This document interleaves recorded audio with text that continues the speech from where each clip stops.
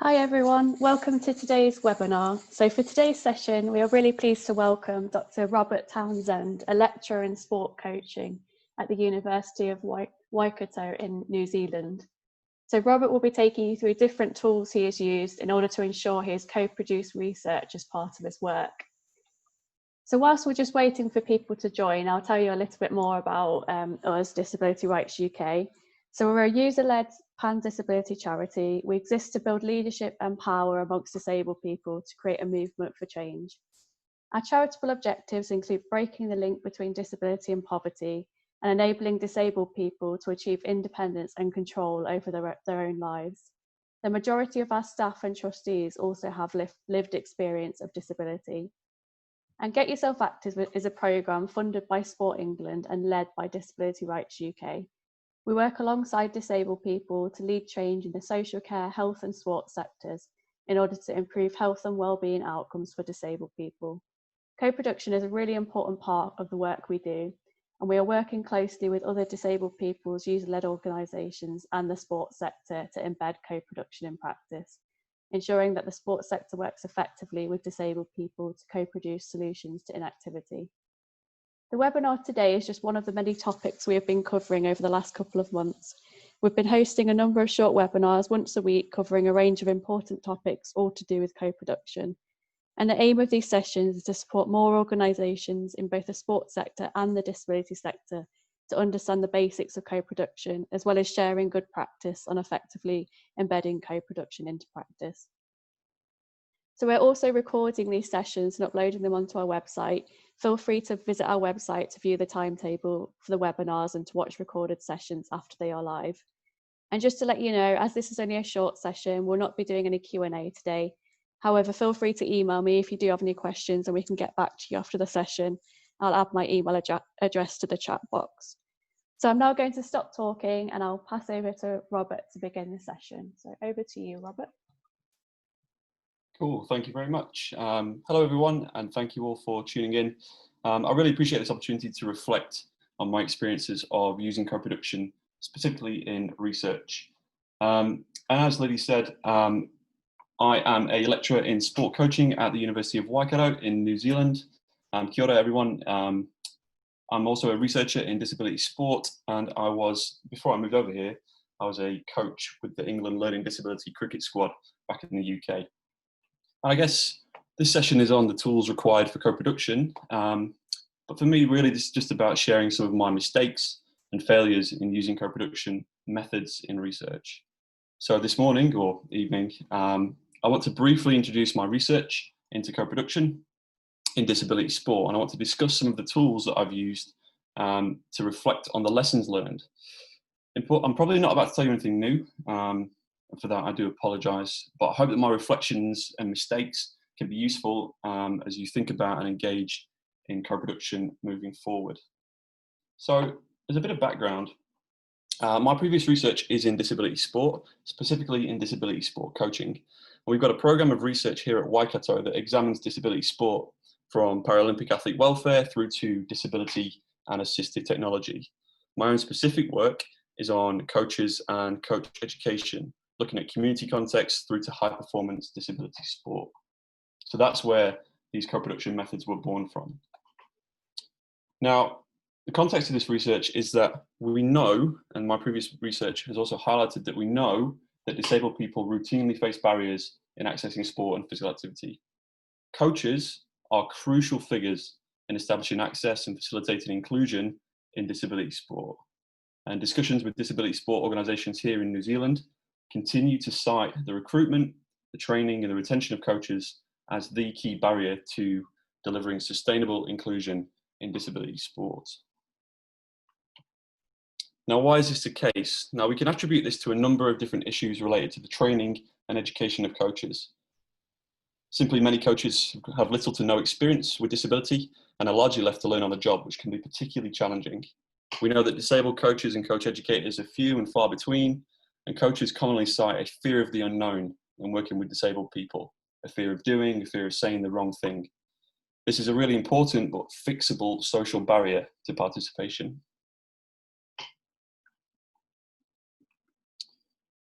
Now, why co-production? Why is that important in disability research? Why is that important in disability sport research?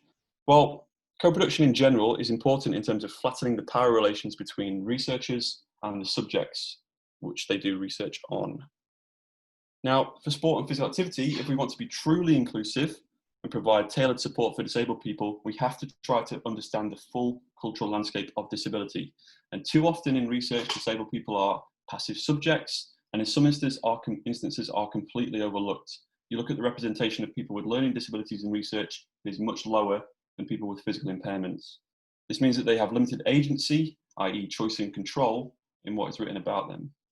Conventional research can be extractive, hierarchical, and fundamentally unethical. So I thought about co-production methods, and I thought about how can I use it. And so this gave birth to a program of research on coaching in disability sport. And here's my process. Stage one, I had to find a partner organisation. Done. Special Olympics New Zealand. As soon as I reached out to them, they were keen as to be involved. I then agreed with them through a series of meetings around a program of research on providing co-produced disability-specific training and educational resources, essentially a guiding principles booklet or resource to encourage coaches into Special Olympics New Zealand. Now, this meant that I needed a disability advisory board or stakeholder group in order to help me through this research. And what was great was Special Olympics New Zealand facilitated my involvement with a group of athlete leaders. And so I have a disability advisory group with 15 Special Olympics athletes, coaches, and program managers to guide me throughout the research. So those first three stages provided a really, really nice platform for me to begin the research, or so I thought. Now, for those of you who are not familiar with research, a key part of research is obtaining informed consent. Now, informed consent is about disseminating information in clear and accessible ways to your participants. It means that participants understand the implications of being involved in the research, they trust that everything is being done ethically, their identities will be protected, and their information will be kept confidential. I thought that my participant information sheet was really progressive simply because I had a picture of myself on it. It also means that signing informed consent means that participants have all the information, they want to be involved, they understand the risks, and they're not being coerced to participate. For me, I thought informed consent in disability research was going to be really, really easy. However, reflecting on the documents that I used, it's no wonder that when a 35-year-old swimmer with autism explained to me that while she wanted to take part in the research, she didn't understand what it was that I wanted from her. And yet she still agreed to take part, which made me really question my ideas around coercion, around ethics, and around the power between researchers and participants. You'll see that she didn't tick the box related to understanding the right to withdraw from the study at any stage. And so this for me prompted some really important reflections on how can I disseminate information in clear, accessible ways and kind of guarantee informed consent.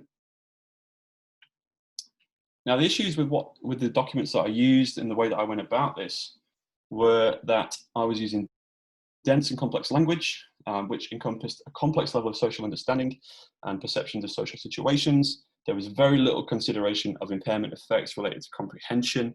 They were based on ableist assumptions, and essentially they were poor practice. Now, I think it's important that while we always have to assume competence with people with learning disabilities, clearly my information dissemination was inflexible and in many ways disabling. And I was reproducing research that I was fully against by not including those with more severe comprehension difficulties. And the language that I was using required complex levels of social and emotional understanding. So this interaction prompted a bit of light bulb of reflection. Okay, not everyone with an intellectual impairment is affected in the same way. I know that's not a particularly profound reflection, but by only including those that can comprehend and consent against conventional standards, that is a disabling position. Okay, at best it was based on ableism. At worst it was based on ableism. At best it was a naive approach. And so my revelation when thinking about how to approach this research was to simply ask the experts. So I went back to my advisory group. We ran a 2-hour workshop and then a follow-up online Zoom meeting, I guess, during lockdown. I explained my problem and what it was I needed, and here's what they came back with.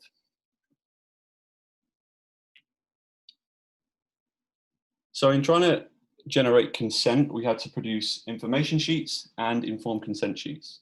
And here you can see from my examples that my first step into co-producing research, consent for my research, these are much better. Short, sharp, to the point, and they provide a level of familiarity and structure. We also created digital flashcards with voice overlay to move away from a reliance on written text.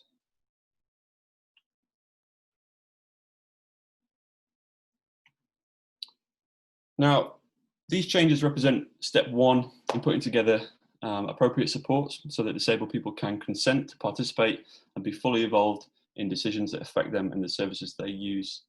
From my initial forays into co-production, working with participants, opening a dialogue and reflecting on the accessibility of information might not seem particularly profound, but it has the potential to reach those that may not have had the opportunity to have their voice heard in shaping their sport and physical activity experiences. And for me, reasonable measures need to be provided to ensure that the opportunity for inclusion is presented. And by co-constructing information for participants with participants might offer an opportunity to minimise the risk of exclusion. Thank you all for your time. That was a particularly speedy session, and thank you.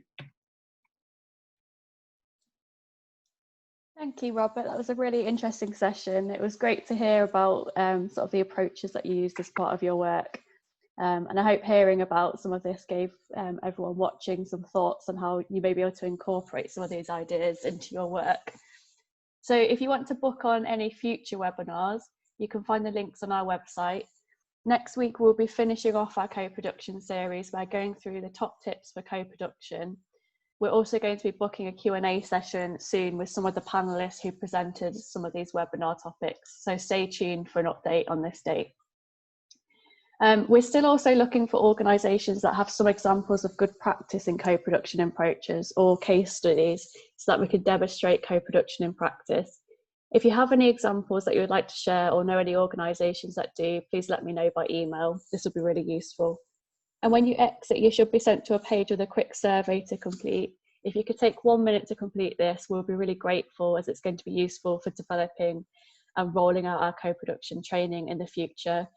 Even if you've taken this survey before for previous webinars, please, we're doing these for like separate sessions. So if you could complete it today, that would be great. And thanks again for taking part, and we hope to see you again next week. Thank you.